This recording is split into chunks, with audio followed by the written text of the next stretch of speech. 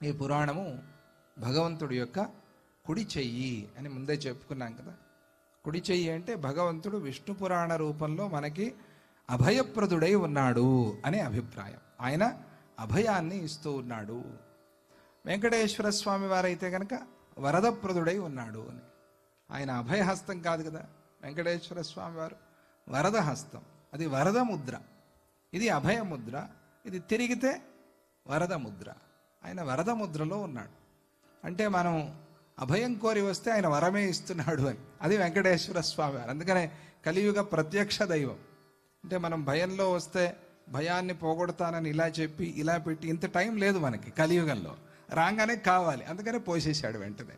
అందుకనే కలియుగ ప్రత్యక్ష దైవం వెంకటేశ్వర గోవింద గోవింద. ఇది ఆయన రహస్యం. ఎందుకు కలియుగ అందరు దేవతలు ఇట్లా ఉంటారు, ఈయన ఇట్లా ఉన్నాడు. చూసారా మీరు? ఎందుకు ఇలా ఉన్నాడు ఈయన అంటే మనకి వెంటనే కావాలి, అయిపోవాలి పని. ఇదిగో ఇక బియ్యం ఉందంటే కుదరదు, మనకి అన్నం చేసి నోట్లో పెట్టాలి. అది కలియుగంలో. అప్పుడు ఆనందిస్తాం మనం. ఇంత వీలైతే లోపలికి వచ్చి అరిగేలాగా చేయండి అని కూడా అడుగుతాం మనము. కానీ అంత అవకాశం లేదు కాబట్టి ఆయన లోపల ఉండి అరిగించేది కూడా ఆయనే. ఎక్కడ మనకు భగవద్గీతలో చెప్పారు కదా, అహం వైశ్వానరో భూత్వా. వైశ్వానరం సరిగ్గా పని చేయకపోతే ఏమో అరగలేదండి, రాయిలాగా కూర్చుందండి, బాధపడతాం. లోపల ఆయనే పని చేయాలి. ఇలా ఆయన వరదహస్తుడిగా ఉన్నాడు. ఇదే కుడిచే. అది అభయం కావచ్చు, వరదం కావచ్చు, చిన్ముద్ర కావచ్చు. మూడు కుడి చేత్తోనే కదా చూపిస్తారు. అలా ఇది విష్ణు పురాణం అనేది ఆయన యొక్క కుడి చెయ్యి. ఇందులో 6 అంశాలు ఉన్నాయి. మనం సామాన్యంగా స్కంధాలు అని వింటాం. పురాణాల్లో స్కంధాలు, అధ్యాయాలు. కానీ విష్ణు పురాణానికి అంశాలు అని పేరు పెట్టారు. ఇందులో 6 అంశాలు. 6 అంశాల్లో సృష్టిని గురించి, స్థితి గురించి, లయం గురించి అంతా మాట్లాడటం. ఇది పురాణాల్లో ఉండే వ్యవహారం, విధానం. అన్ని పురాణాలు కూడా సృష్టి స్థితి లయాల్ని అర్థం చేసుకోమని చెప్తాయి. ఇది అర్థం కావాలి మనకి. అప్పుడు మనకు భక్తి బాగా కుదురుతుంది. ఈ సృష్టి ఎవరి వల్ల ఎలా వచ్చింది ఏమిటి అనేది తెలిస్తే భగవంతుడి మీద భక్తి కుదురుతుంది.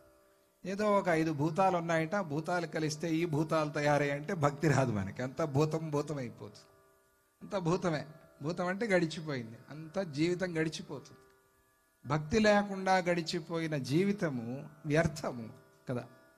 భక్తి లేకుండా పోతే ఏమిటి, ఏం సాధించినట్టు? బతుకుతున్నారు, పోతున్నారు. కానీ ఆ భక్తి అనేది మనల్ని పైకి లాగుతుంది, మిగతాది కిందకి ఈడుస్తుంది, భక్తి పైకి లాగుతుంది. అందువల్ల ఆ భక్తిని కలిగించటానికి మన కోసం మహాత్ములు ఇలా ఉపదేశం చేశారు. ఆ ఉపదేశమే ఈ విష్ణు పురాణము. ఇది భక్తి యోగానికి ప్రధానము. యో నరః పఠతే భక్త్యా యశృణోతి చ సాదరం తావుభౌ విష్ణులోకం హి ప్రజేతాం భుక్త భోగకౌ. ఎవరు చెబుతారో, ఎవరు వింటారో, ఇద్దరూ కూడా భుక్త భోగకౌ. వాళ్ళు ఇక్కడ వారి ప్రారబ్ధానుసారంగా అనుభవించవలసిన సుఖాలన్నీ కూడా అనుభవించి తరువాత సుఖంగా, సంతోషంగా. యో నరః పఠతే భక్త్యా యశృణోతి చ సాదరం తావుభౌ విష్ణులోకం హి వ్రజేతాం భుక్త భోగకౌ. వారిద్దరికీ కూడా విష్ణులోక ప్రాప్తి అనేది చెప్పారు. ఇంకా అంతకన్నా ఏం కావాలి? మొన్న దత్తాజీ వారు మాట్లాడుతూ, మీరు విన్నారో లేదో, డల్లాస్లో ఎవరు ఏకాదశి వ్రతం చేస్తారో వారిని నేను వైకుంఠంలో చూస్తాను అని చెప్పారు. విన్నారా? అలాగే ఎవరు భక్తిగా భగవంతుణ్ణి ఆరాధిస్తారో, భగవంతుడి గురించి శ్రవణం చేస్తారో వారికి తప్పకుండా విష్ణులోక ప్రాప్తి అనే దాన్ని ఇక్కడ తేల్చి చెప్పారు. ఇక పురాణంలోకి ప్రవేశిస్తే మనం కథలోకి. జితంతే పుండరీకాక్ష నమస్తే విశ్వభావన నమస్తేస్తు హృషికేశ మహాపురుష పూర్వజ. ఇది మొట్టమొదటి శ్లోకం. విష్ణు పురాణం. ఇప్పటి వరకు చెప్పుకుంది ఫలశ్రుతి, గురు పరంపర. ఇది చివర్లో వచ్చేది, మనం ముందు చెప్పుకున్నాం.